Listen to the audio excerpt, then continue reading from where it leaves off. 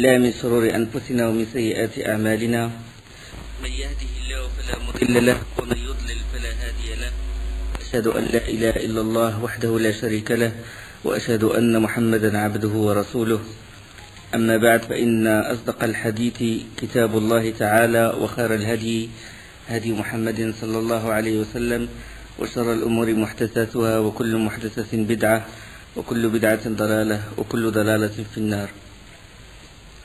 Je vous ai promis la dernière fois de parler du mariage du prophète sallallahu alayhi wa sallam avec Zaynab bint Jahsh.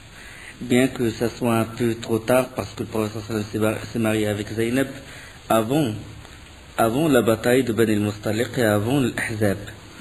Mais j'ai vu que c'est très important de parler de ce mariage-là.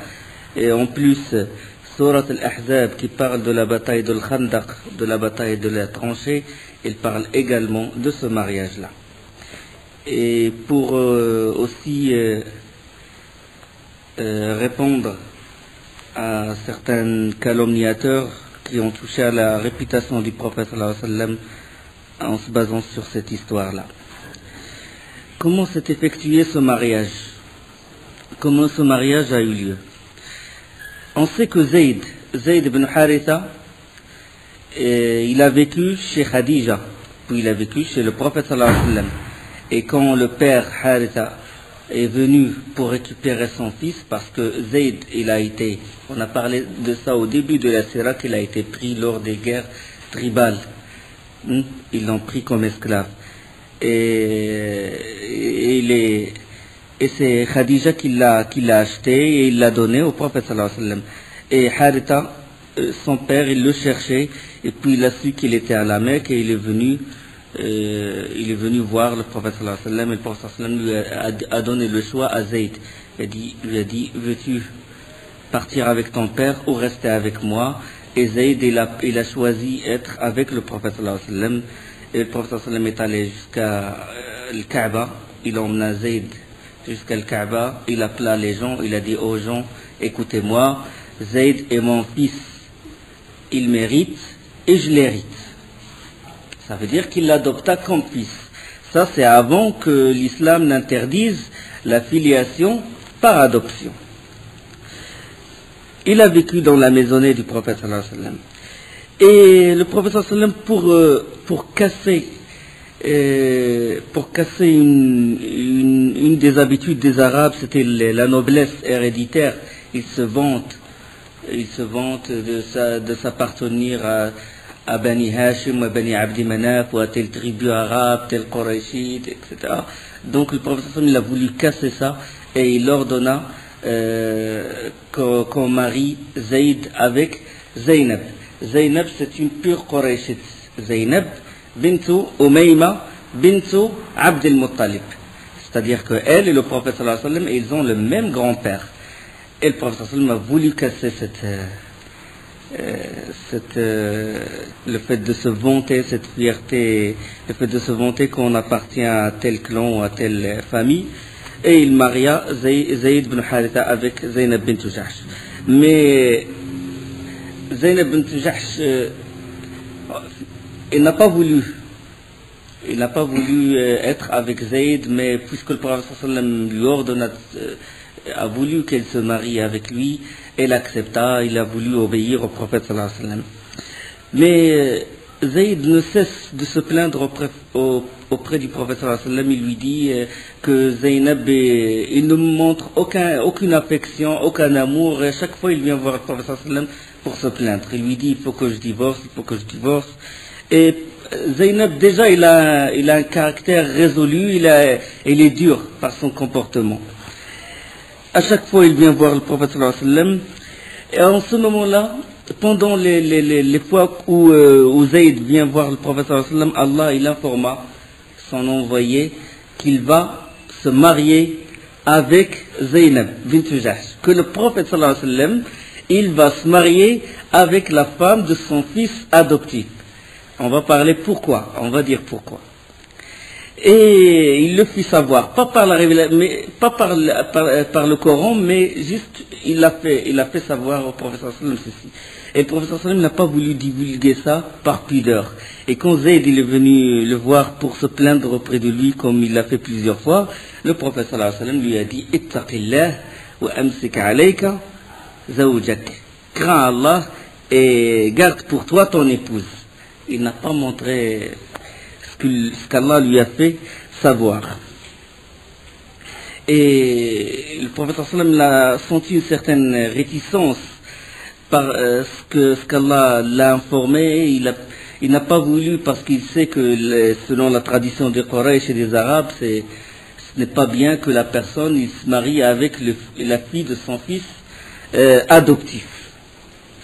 Après ceci, qu'est-ce qui s'est passé? Allah, il a fait descendre la révélation au prophète sallallahu alayhi wa sallam.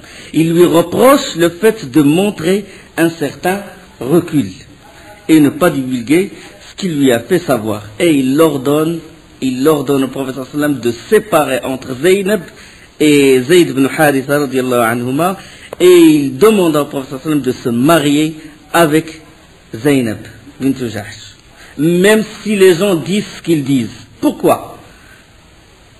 Pour couper à la racine cette mauvaise habitude qui est la filiation par adoption. De dire tel est mon fils alors qu'il n'est pas ton fils. D'accord? Donc pour couper à la racine, et le premier qui doit montrer l'exemple, c'est le prophète sallallahu alayhi wa sallam.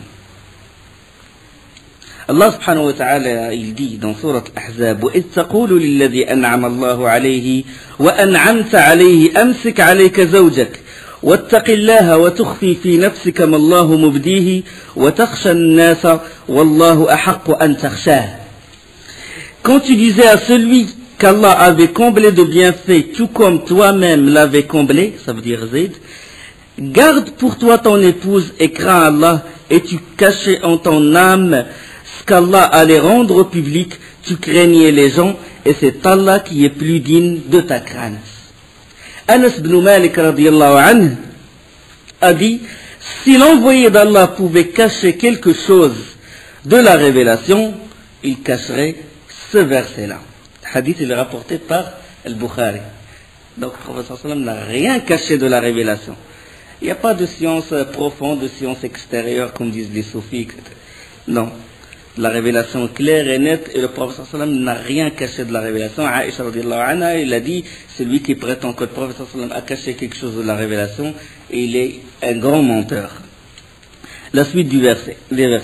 فَلَمَّا قَضَى زَيْدٌ مِنْهَا وَطَرًا زَوَّجْنَاكَهَا لِكَيْ لَا يَكُونَ عَلَى الْمُؤْمِنِينَ حَرَجٌ فِي أَزْوَاجِ أَدْعِيَائِهِمْ إِذَا قَضَوْا مِنْهُنَّ وَطَرًا وَكَانَ أَمْرُ اللَّهِ مَفْعُولًا. Puis quand Zayd eut cessé toute relation avec elle, nous te la fîmes épouser, afin qu'il n'y ait aucun empêchement pour les croyants d'épouser les femmes de leurs fils adoptifs. Quand ceci cesse toute relation avec elle, le commandement d'Allah doit être exécuté. ما كان على النبي من حرج فيما فرض الله له سنة الله في الذين خلوا من قبل وكان أمر الله قدرا مقدورا. Nul grief à faire au prophète en ce qu'Allah lui a imposé selon sa règle à l'égard des gens révolus. Le commandement d'Allah est un décret inéluctable. الذين يبلغون رسالات الله يخشونه ولا يخشون الذين يبلغون رسالات الله ويخشونه ولا يخشون أحدا إلا الله وكفى بالله حسيبا. Ceux qui communiquent les messages d'Allah le craignent et ne redoutent nul autre qu'Allah, et Allah suffit pour tenir le compte de tout. Donc, quand Zayd il cessa toute relation avec Zaynab bint Jahsh, le prophète sallam l'envoya, il envoyait Zayd chez elle pour lui dire que le prophète te demande au mariage. Et Zayd, il est rentré chez Zaynab et il l'a trouvé en train de mettre la levure dans la pâte. Il a dit, et quand je l'ai vu, il m'était étrangère. Ça y est, depuis qu'Allah il révéla ces versets, il a dit, c'est une autre femme. Il a dit, j'ai même pas osé la parler. J'ai tourné le dos et je lui ai dit que le prophète, l'envoyé d'Allah, il te demande. Allah subhanahu wa ta'ala, il dit, ما كان محمد أبا أحد من رجالكم ولكن رسول الله وخاتم النبيين وكان الله بكل شيء عليما. Mohammed n'a jamais été le père de l'un de vos hommes, mais le messager d'Allah est le dernier des prophètes. Allah est omniscient. Donc c'est pour couper à la racine. Si par exemple, on ne sait jamais, si les Arabes ils disent que Zayd est le fils de Mohammed, peut-être qu'ils vont glorifier, même diviniser Zayd ibn Haritha. Donc c'était des raisons bien précises pourquoi Allah subhanahu wa ta'ala il a fait. Donc ça c'est la raison pour laquelle le prophète sallallahu alayhi wa sallam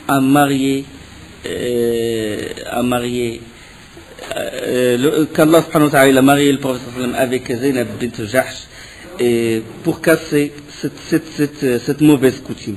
Donc c'est une raison religieuse. Donc à chaque fois que le prophète sallallahu alayhi wa sallam se marie avec une femme, c'était pour une raison. Soit une raison religieuse, soit économique, soit sociale, soit politique. C'était ça. Pourquoi le prophète sallallahu alayhi wa sallam s'est marié avec plusieurs femmes. Il s'est marié avec Zaynab bint Jahsh, c'était pour casser cette coutume. D'accord. Il s'est marié avec Aïcha. Aïcha, il a une forte mémoire, il est très intelligente. Donc, ce qui se passe entre le mari et la femme, c'est Aïcha. Aïcha, il prend la sunna du prophète sallallahu alayhi wa sallam. Parce qu'il y a des choses que les autres compagnons, les hommes, ne peuvent pas les prendre du prophète sallallahu alayhi wa sallam. Sauf la femme qui vit avec son mari qui peut. Donc tout ce qui concerne les règles, tout ce qui concerne les femmes, la relation du mari avec sa femme, c'est Aïcha qui nous a rapporté ça. Et c'est Salama aussi. Donc c'est l'une des raisons pourquoi le prophète sallallahu alayhi wa sallam s'est marié avec Aïcha. Et autre chose, c'est pour rapprocher Abu Bakr et pour montrer aux gens le mérite de Abu Bakr et pour aussi sous-entendre que Abu Bakr il est le premier calife. Et il s'est marié avec Hafsa qui est la fille de Omar ibn Khattab pour montrer que Omar doit être le deuxième calife. Pour déjà laisser sa porte ouverte pour Omar et pour Abu Bakr, quand Abu Bakr il vient voir le prophète sallallahu alayhi wa sallam et qu'il ne le trouve pas, il a le droit de rentrer chez lui. Ça veut dire qu'il privilégie ces deux grands hommes, Abu Bakr et Omar. Et il a donné Fatima à Ali et il a donné Ruqayya à Othman. C'est pour montrer que c'est pour privilégier ces hommes-là et que c'est ces quatre-là qui sont dignes d'avoir la khilafa après lui. D'accord. Donc c'est l'une des raisons. Il s'est marié avec Jouairiya et on a parlé de la bataille de Bani al-Mustaliq. Quand il s'est marié avec Jouairiya, les compagnons ils ont libéré tous les proches parents de Jouairiya. Ils ont dit il ne convient pas qu'on garde en captivité les parents de la femme du prophète sallallahu alayhi wa sallam. Donc c'était une autre raison pour ramener la tribu de Bani al-Mustaliq vers lui. D'accord. Donc toujours Salama aussi, pour montrer le mérite de Abu Salama. Salama il a souffert, il est allé en Abyssinie, puis il a fait la deuxième émigration vers Médine, et il n'avait personne quand son mari est mort, et le prophète sallallahu alayhi wa sallam, lui s'est engagé, et il s'est marié avec elle. Habiba aussi, la fille de Abu Sufyan. Elle était, malgré son haut, malgré le fait qu'elle soit la fille du chef incontestable de la Mecque, et elle a embrassé l'islam, et il a accepté la souffrance, la faim et tout, et il a émigré vers l'Abyssinie, et le prophète sallallahu alayhi wa sallam, pour ne pas, et son mari, il était mort en Abyssinie, le prophète sallallahu alayhi wa sallam, il a demandé au mariage, pour montrer son mérite, et pour aussi un peu rapprocher vers lui Abu Sufyan, qui était son ennemi. Parce que quand Abu Sufyan il a su que le prophète sallallahu alayhi wa sallam s'est marié avec Habiba, il a dit, Mohammed c'est un homme. C'est un homme qui mérite le respect. Bien qu'il soit son ennemi, il a dit c'est un homme. D'accord. Donc c'est toujours pour une raison précise. Par le fait que le prophète sallallahu alayhi wa sallam s'est marié avec plus que 4 femmes. Allah l'a privilégié. Il l'a privilégié. Allah il a donné un privilège à Isa alayhi salam de ressusciter les morts. Pourquoi nous ne contestons pas ça, nous disons non, nous aussi on doit ressusciter les morts, nous aussi on doit guérir les lépreux. Non, c'est un privilège qu'a donné Allah à Isa, comme le bâton qu'il a donné à Moussa. Et il a donné ce privilège au prophète sallallahu alayhi wa sallam. Donc il appartient au prophète ce qui n'appartient pas au commun des gens, parce que leur valeur, ils ont un rang élevé. Donc ça concernant le mariage du prophète sallallahu alayhi wa sallam avec Zaynab. Et beaucoup de rapporteurs de Sira, ils ont entaché la vie du prophète sallallahu alayhi wa sallam avec des fausses histoires, surtout concernant cette histoire du mariage du prophète sallallahu alayhi wa sallam avec Zaynab. Et tous les orientalistes et beaucoup d'ennemis d'islam, ils touchent toujours, quand ils veulent casser l'islam, ils touchent toujours à cette histoire. Et parce que, je ne sais pas s'il y a encore, ça c'est un exemple par exemple, je donne un exemple, comme ça pour vous mettre en garde de ne pas acheter n'importe quoi. Voilà, c'est l'histoire de son mariage. Regarde ce qu'il dit l'auteur, je ne vais pas évoquer son nom.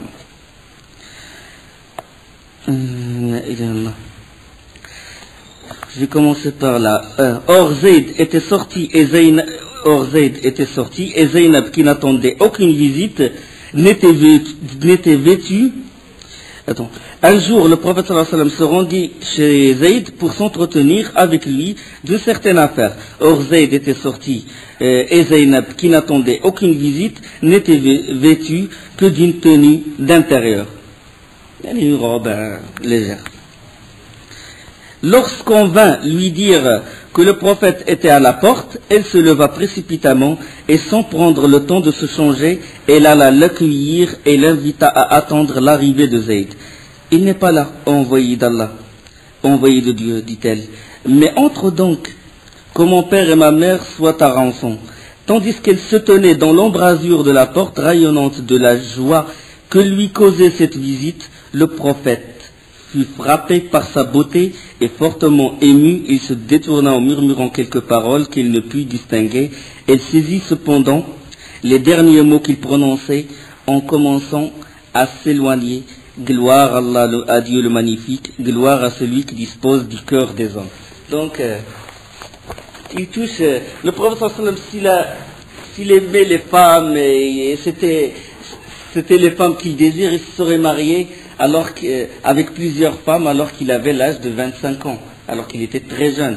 Alors qu'on sait que quand il avait 25 ans, il ne s'est marié qu'avec une seule femme, avec Khadija. Et il a resté avec elle jusqu'à ce qu'elle est morte. Et ce n'est qu'après qu'il se maria avec Saouda bint Zam'a et Aïcha et les autres.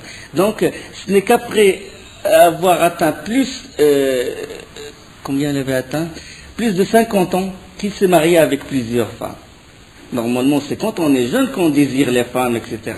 Donc, c'était pas ça le but du prophète sallallahu alayhi wa sallam. Donc, je vous mets en garde contre des choses comme ça. Et à chaque fois il ne faut pas à chaque fois rentrer dans une librairie, la vie du prophète, vous prenez n'importe quel livre et ils vous font gober n'importe quoi. Donc, il faut se méfier, il faut se baser sur des versions authentiques. Maintenant, revenons à la bataille de Khandaq, l'Ahzab, s'est terminée avec le triomphe du prophète sallallahu alayhi wa sallam.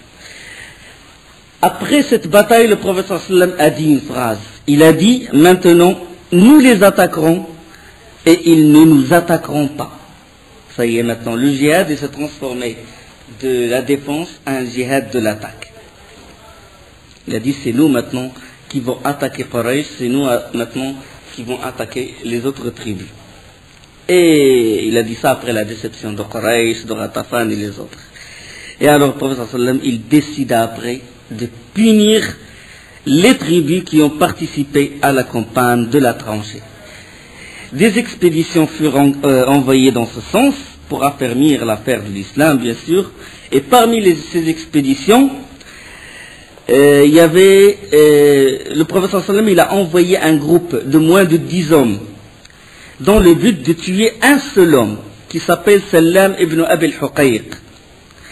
Sallam ibn Abi al-Huqayq, c'était un juif et il faisait partie de ceux qui ont rallié les Ahzab, les autres tribus contre le prophète sallallahu alayhi wa sallam, et il faisait beaucoup du tort au prophète sallallahu alayhi wa sallam, il l'insultait beaucoup. Et le prophète sallallahu alayhi wa sallam, il a envoyé, il dépêcha moins de 10 hommes. À leur tête, Abdullah ibn Atiq. Et c'est Abdullah ibn Atiq, il alla tout seul, il rentra tout seul dans la forteresse, il le tua la nuit. Et il est rentré voir le prophète sallallahu alayhi wa sallam. Donc c'est une longue histoire, bon, c'était une opération spéciale, opération commando, rapportée par le Bukhari, hadith 4038, 4039. Puis le prophète sallallahu alayhi wa sallam, il envoya 30 cavaliers, à leur tête Mohammed ibn Maslama, radiallahu anhu, vers une région qui s'appelle Al-Qarta', dans la région, dans la terre de Najd. On sait que la terre, la plaine de Najd, il se trouve à l'est de Médine, d'une distance d'à peu près 7 nuits de Médine. Et qu'est-ce qu'ils ont fait? Bon, ils se cachaient le jour, et la nuit, ils marchaient la nuit. Et dès que les gens de la tribu,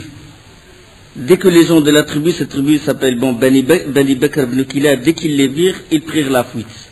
Ils n'ont pas pu ils prirent la fuite, et Mohammed ibn Muslim, il parvint à tuer 10 de leurs hommes, et il prit un grand butin, 50 chameaux et 3000 chèvres et moutons. Il n'a pas pris les femmes, il n'a pas pris les enfants, conformément aux instructions du prophète sallallahu alayhi wa sallam. À mi-chemin, qu'est-ce qui s'est passé? À mi-chemin, ils trouvèrent un homme qui dormait, et ils l'ont emprisonné. Ils l'ont emmené à Médine. Et le prophète sallallahu alayhi wa sallam s'est réjoui de la réussite de cette expédition, et ils lui ont dit, envoyé d'Allah, on a pris un homme. Et ils l'ont ramené au prophète sallallahu alayhi wa sallam, il a dit, savez-vous qui avez-vous pris en captivité? C'est Soumama ibn Asal. C'est l'un des grands chefs de Bani Hanifa. C'est les tribus dans la région de Yamama. C'est encore plus à l'est de Médine. C'est même proche du golfe arabique. C'est Soumama ibn Asal, l'un des grands notables. Et il était l'ennemi des musulmans. La tribu de Bani Hanifa était l'ennemi des musulmans. Et il s'apprêtait à tuer, il préparait pour tuer le prophète sallallahu alayhi wa sallam. Le prophète sallallahu alayhi wa sallam, il demanda qu'on l'attache à l'une des colonnes de la mosquée. Ils l'ont attaché à l'une des colonnes de la mosquée. Il a dit au compagnon, traitez-le bien. Donnez-lui à manger, tout ce qu'il demande. Et ils l'ont bien traité, etc. Puis chaque matin, chaque fois, le prophète sallallahu alayhi wa sallam, il le voit. Il va le voir, il lui dit, quoi de neuf, Soumama? Qu'est-ce que tu as de nouveau à me dire? Il a dit, et chaque fois, Soumama ibn Asal, il lui dit, moi je n'ai que du bien. Si tu me tues, le prix de mon sang coûte très cher. 100 000 hommes, Bani Hanifa, ils vont se soulever si tu me tues. Et si tu me pardonnes, tu as pardonné à quelqu'un de reconnaissant. Et si c'est l'argent que tu aspires, tu veux de l'argent, demande-en ce que tu veux. Et le prophète sallam ne le répond même pas, il le laisse. Puis le lendemain, la même chose. Quoi de neuf au même? Bien sûr, c'était exprès que le prophète sallam l'a attaché à l'une des colonnes de la mosquée pour qu'il écoute le Coran, les exhortations, le comportement des compagnons, le comportement des gens contre un prisonnier. Et chaque fois, il vient le voir, il lui montre une affection, bienveillance. Quoi de neuf au même? Il lui dit, il n'y a que du bien avec moi. Si tu me tues, mon prix coûte cher. Si tu me pardonnes, tu as pardonné à quelqu'un de reconnaissant. Si tu me pardonnes, tu as pardonné à quelqu'un de reconnaissant. Et la troisième chose, si c'est l'argent que tu aspires, je te donne ce que tu veux. Le prophète sallam le regarda comme ça, il a dit, non, je te pardonne, libérez-le. Ils l'ont libéré. Ah, il est libre. Il est sorti de la mosquée et il est parti vers des palmiers qui sont à côté de la mosquée. Il a pris un seau d'eau, il s'est lavé le corps et il est rentré à la mosquée. Et il a dit, Ashhadu an la ilaha illallah wa anna Muhammadan Rasulullah. Je rentre dans l'islam. Il a dit au prophète sallallahu alayhi wa sallam, par Allah, avant, il n'y avait pas de visage que je déteste le plus sur cette terre que ton visage. Il n'y avait pas de religion que je déteste plus que ta religion, et il n'y a pas de pays que je déteste plus que ton pays. Maintenant, il n'y a pas de visage que j'aime le plus que ton visage, et il n'y a pas de pays que j'aime le plus que ton pays, c'est-à-dire Médine, et il n'y a pas de religion que j'aime le plus que ta religion. Et il a dit, envoyé d'Allah, moi, quand tes hommes m'ont pris en captivité, je m'apprêtais à faire l'Umrah à la Mecque. Le prophète sallallahu alayhi wa sallam, il a dit, continue ton chemin, va à la Mecque et fais ton Umrah. Il rentra à la Mecque, il fait les tournées rituelles, et puis il commence à faire talbiya. Labbayk Allahumma labbayk, labbayk la sharika lak, labbayk, inna al-hamda wa ni'mata lak wal mulk la sharika lak. me voici dévoué à toi, oh Allah, labbaik, Allahumma labbaik, labbaik la sharika lak, me voici dévoué, nul n'est associé à toi, inna al-hamda wa ni'mata, la louange t'appartient, et ni'ma, les bienfaits t'appartient, et la royauté, nul n'est associé à toi. La sharika lak. Et les associateurs, qu'est-ce qu'ils font? Ils ajoutent à cette talbiya une autre talbiya, ce qu'on appelle la talbiya du shirk, celle qui a été ajoutée par Amr ibn Luhay al-Khuza'i. Ça, c'est avant l'islam. Et eux, ils ajoutent la talbiya de l'association. Quand ils disent nul n'est associé à toi, puis ils ajoutent sauf un associé que tu as élu. Sauf un associé que tu as élu. Il t'appartient ainsi que ce qu'il possède. Illa sharikan huwa lak, tamlikuhu wa ma malak. Et lui, il n'a pas répété cette talbiya. Chaque fois, ils ajoutent cette talbiya et lui, il s'abstient de prononcer cette talbiya parce qu'il sait que c'est une talbiya de shirk. Que s'il le dit, ça veut dire qu'il a associé avec Allah subhanahu wa ta'ala, ça veut dire qu'il a apostasié l'islam. Et les Quraysh commençaient à lui dire est-ce que tu as apostasié notre religion? Il a dit j'ai embrassé l'islam. Dès qu'il a dit j'ai embrassé l'islam, un notable de Bani Hanifa qui se convertit à l'islam, c'est une vraie catastrophe parce qu'il se peut que toute la tribu le suit. Et ils l'ont emprisonné. Ils l'ont emprisonné, puis lui il a demandé à Bani Hanifa de ne pas fournir le blé à la Mecque. Il a envoyé quelqu'un, il a dit ne fournissez pas le blé. Et c'est l'Yamama. L'Yamama, on sait que c'est une région riche en blé et en orge. Son activité son économie se base beaucoup sur l'agriculture. Et c'est le plus grand fournisseur de blé à la Mecque. Il ordonna qu'on fasse l'embargo sur eux et ils l'ont obéi. Et la famine commença à sévir à la Mecque. Plus de blé. Ils ont arrêté de fournir. Puis ils sont allés voir tout même. Ils ont dit, écoute, on te libère et on reprend les relations économiques. Il a dit non. Même après l'avoir libéré, il a dit non. Il a dit, Wallah, il a dit, il ne vous arrivera aucun, même un grain de blé de l'Yamama, sauf si l'envoyé d'Allah l'autorise. Demandez au prophète, sallallahu alayhi wa sallam, s'il autorise qu'un grain de blé arrive à la Mecque, j'autorise.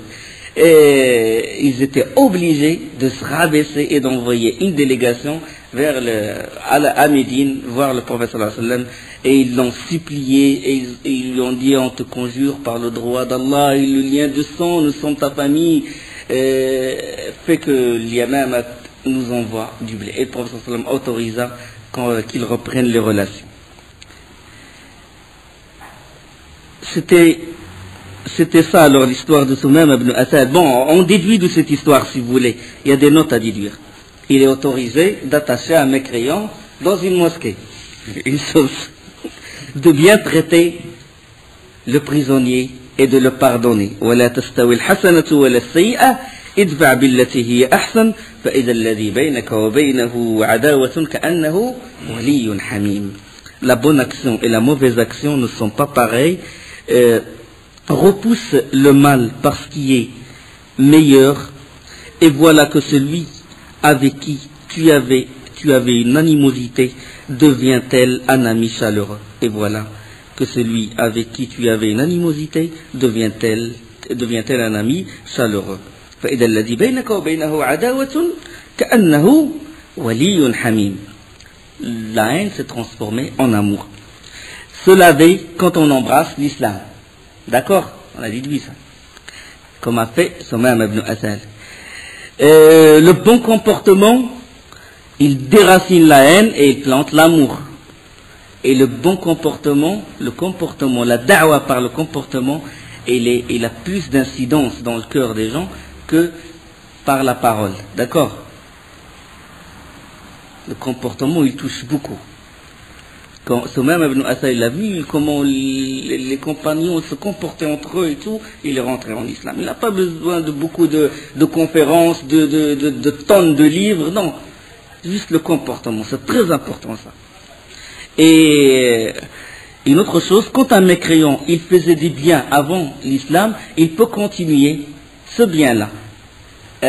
Soumaym ibn Asal avait l'intention de faire l'Umrah. Et le prophète sallallahu alayhi wa sallam, il a dit, continue ton... C'est-à-dire, tu peux continuer, si c'était du bien, si c'est accepté par Allah, tu peux le continuer.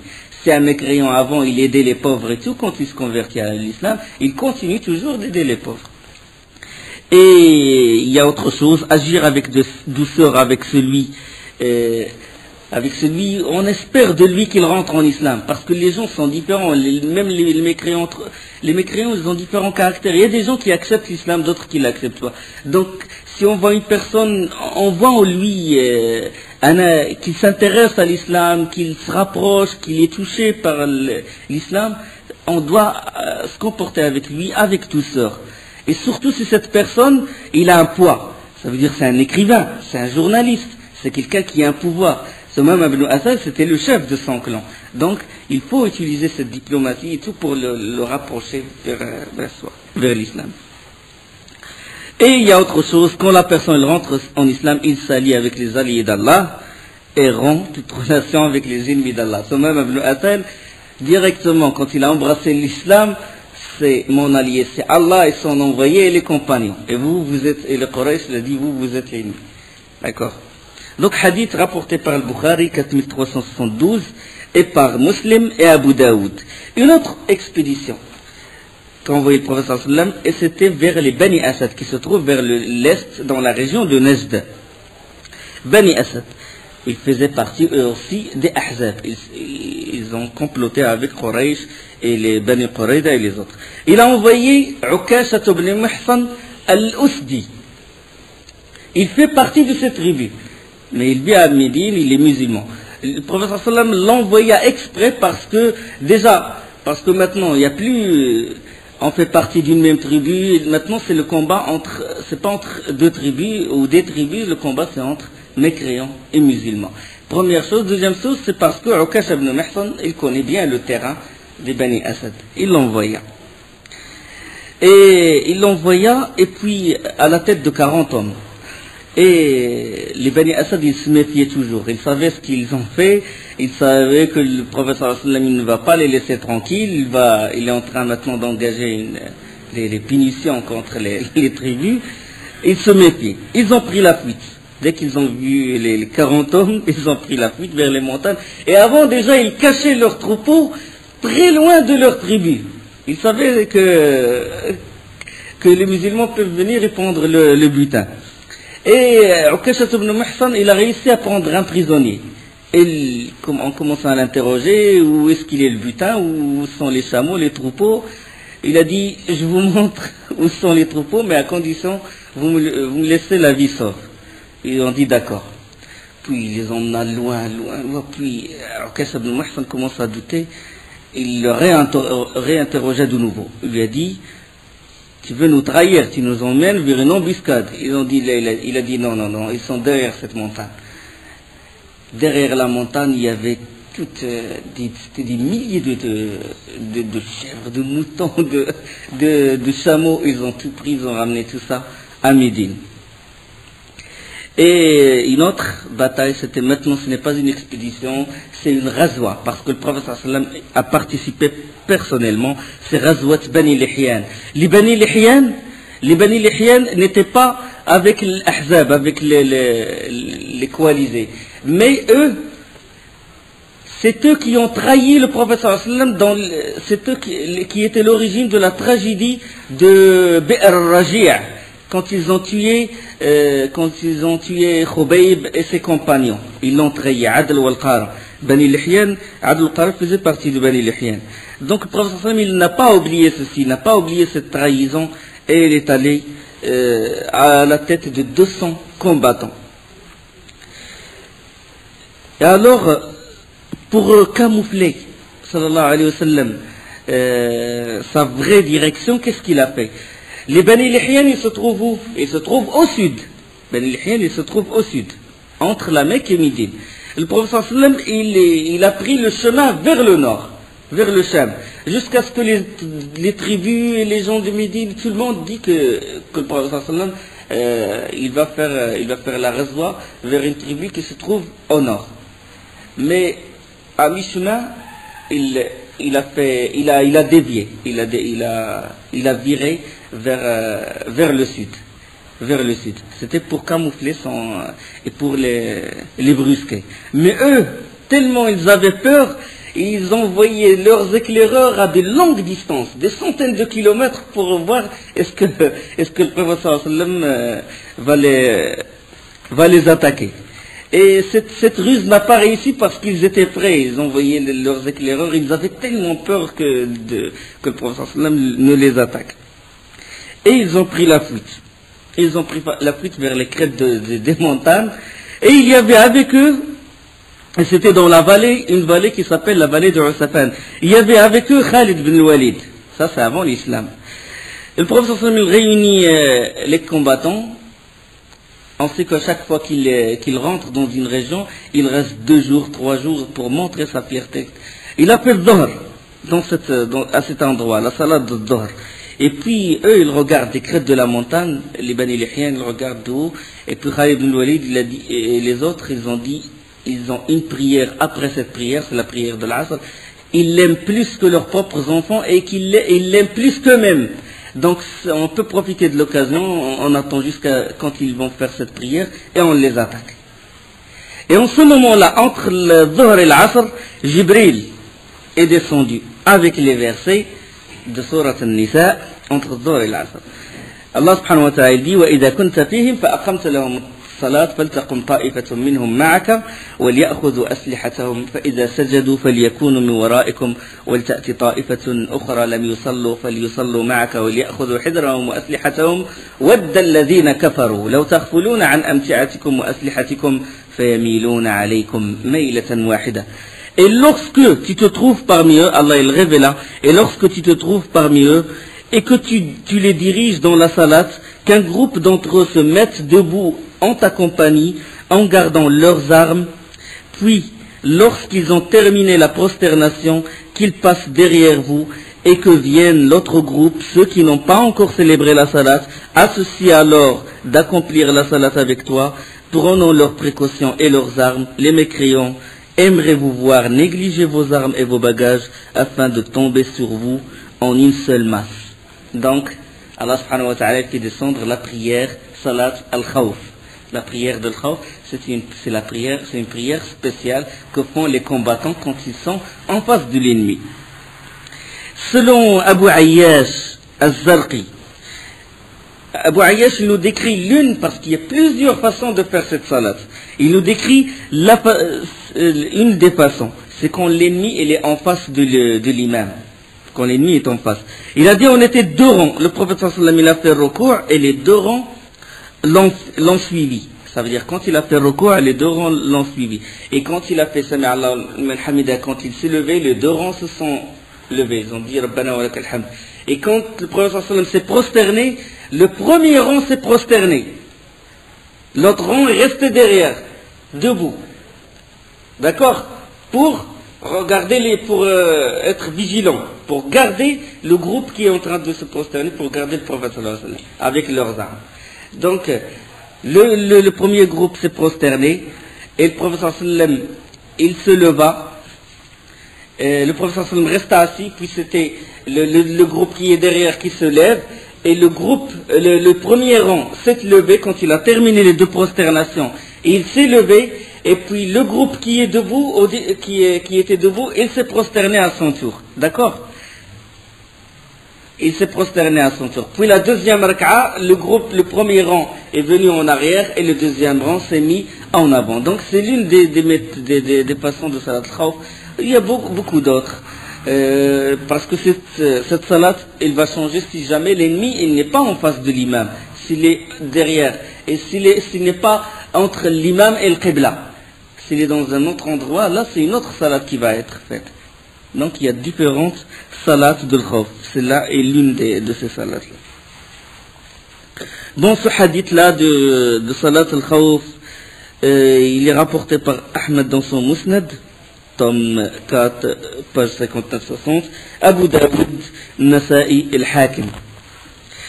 Et puis, de la vallée de Usafan, ça veut dire dans cette vallée où ils ont prié, le prophète sallallahu alayhi wa sallam, il dépêcha un groupe de cavaliers, commandé par Abu Bakr as-Siddiq, et ils arrivèrent jusqu'aux frontières de la Mecque.